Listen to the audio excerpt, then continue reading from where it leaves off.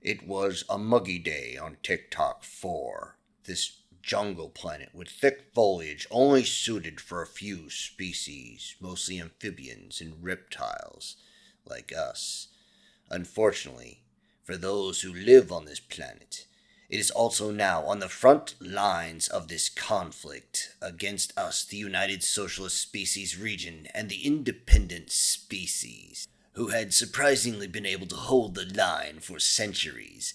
But now the tide is turning under my leadership, and I will make sure that the Grand Army Infantry Regiment now is pushing across the planet, and they will not be stopped.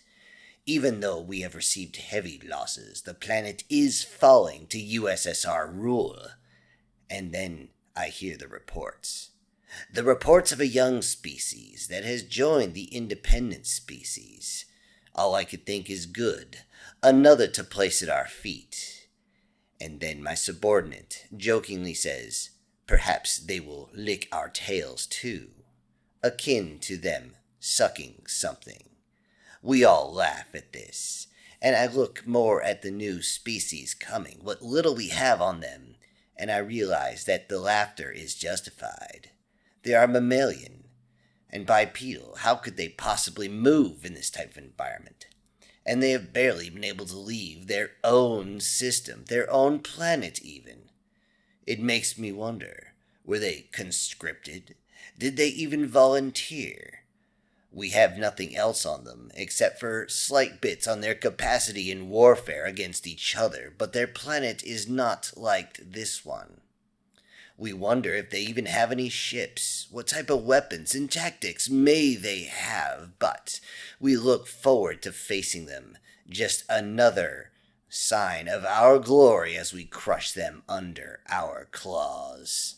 It was not long after our briefing against these things, these bipeds, these strange hairy creatures, that we could see on our sensors that they had actually arrived.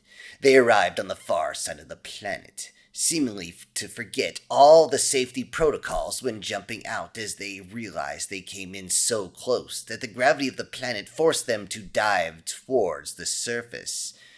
All we could think is, they must be in a rush to die.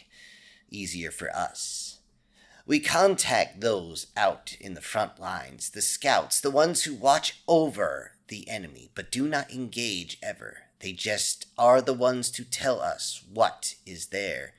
They report the strange ships are landing. These strange ships are strange blocky things, using old-fashioned fusion drives. Many of us do not use these anymore, yet they seem to be coming down with such vigor and such fervor, and somehow they're able to slow down in time as they do a flip and burn.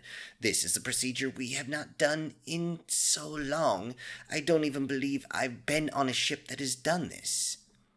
The scouts then report that as soon as the ships are down, the doors immediately open, doors and hatches from all sides, and infantry begin charging out and immediately heading towards the front line as though they already know where it is. This was strange. How could they know where the front lines are? We asked our scouts what they saw, and it seemed as though these strange bipeds, they had armor, but it was not heavy armor, which was smart. We realized they were not complete and total morons, as there is no way anyone in heavy armor could move in this type of terrain. Yet it seemed as though these humans seemed to be able to dodge, weave, duck, and dive and scoot their way through different areas, not slowing down as they're going to be able to reach the front line farther and faster than we anticipated. And then, before we even had a chance to realize what was going on, we heard there was contact at the front. And then there was no more reports from the scouts. There was only one that came up, and it said something along the lines of, "I think they see us," and then nothing. We did not have time to think about this, as the main assault was beginning as of now, and the humans raced towards the lines. We realized that our glorious forces were pushing hard into the lines, and it seemed as though the humans are rushing to the defense, yet sending explosives via rockets towards the humans. We knew that they would fall. They would fall in droves, And they did, but they did not stop. Somehow, as the mud began to fall and the smoke began to clear, we look and it seemed as though the humans simply raised up and they continued to run on those strange two legs straight towards the front lines, shooting and screaming the whole time. We watched all this happen as many of our video feeds would simply cut off, seemingly destroyed by their ballistic ammunition. They seemed to absorb our ballistics as well, but not nearly as much.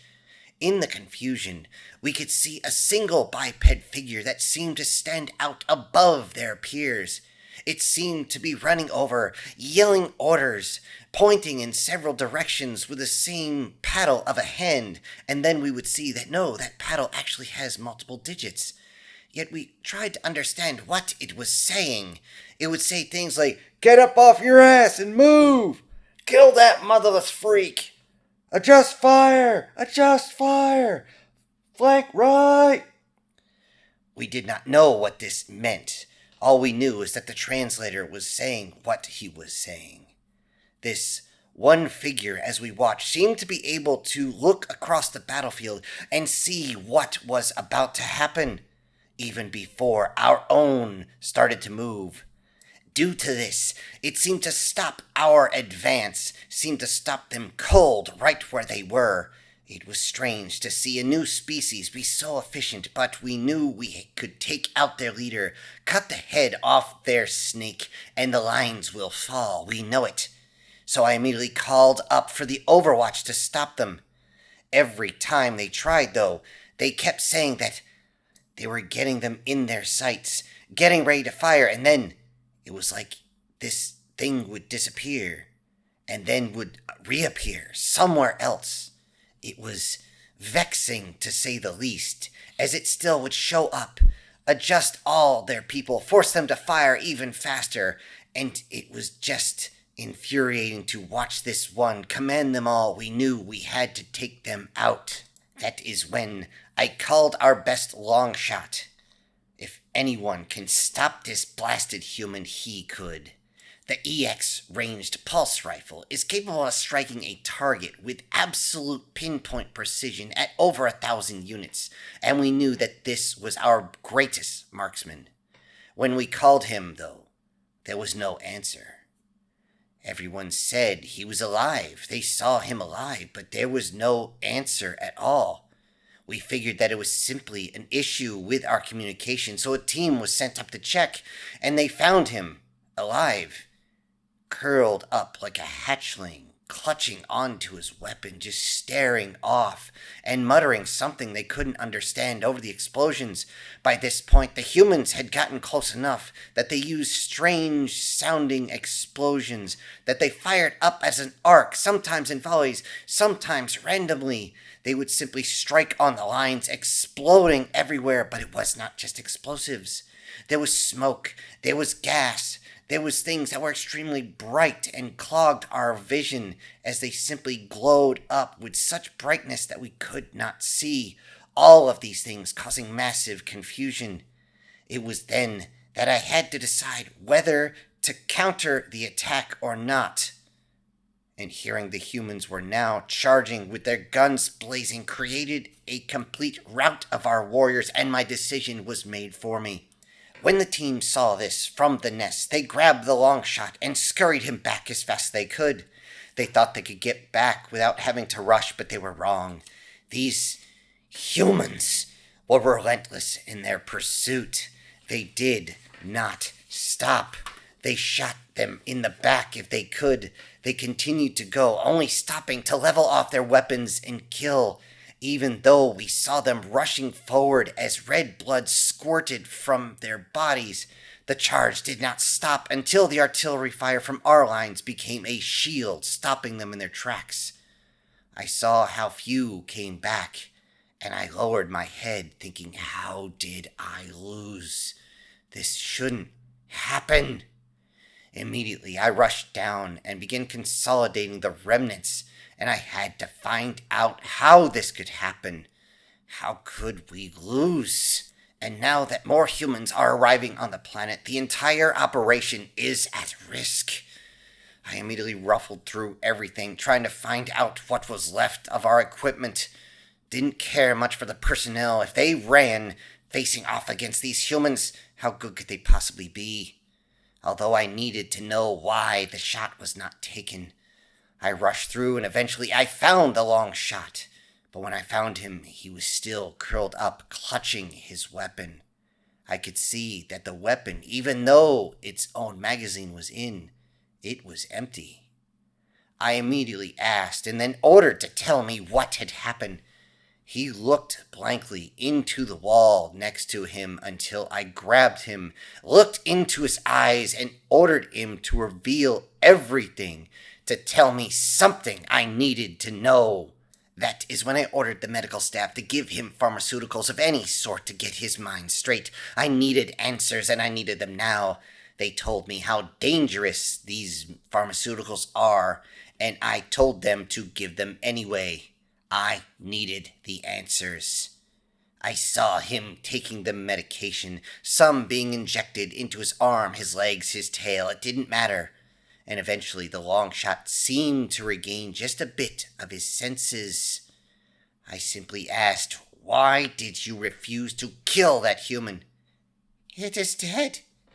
It is dead." "It is still alive. We all saw it." "It is dead. It is dead. It's dead." He went back and forth and back and forth. I simply grabbed his head and smacked him hard. "Tell me what happened." He was there. He was there at the bombardment. I fired at him once. We fired. The bombardment hit. He saw. I fired him once. Focus. Take a breath. Tell me. It happened. The humans came. The bombardment hit. The humans went down. I fired the first one that seemed to rally the humans. We went down. I hit him. I hit him. He went down. Then I saw it. Another area. Human there commanding. Human there moving. Human there yelling. He's at the lines. Could it be another one? Same markings. Markings. Why didn't you kill that other one with the same markings? Shot it ballistic. Ballistic right through. Ballistic right through. Is it possible you missed? No, missed. Round through. Foliage moved. Dirt went up. Right through. No miss. Didn't miss. Then how do you explain the empty 20-round magazine? I said this as I slapped the magazine and the weapon right into his jaw. Kept shooting. Each time I saw it, I saw ballistic right through, like not there. Kept firing. Turned to find other targets. Saw. What did you see? Saw it dead. Saw it dead. Saw it alive. Chest gone. Head almost gone. Dead alive. Dead there. Alive there. Dead there. Alive there. The long shot then went catatonic again, as his heart began to beat so fast on the monitor that I believed that it might tear itself apart.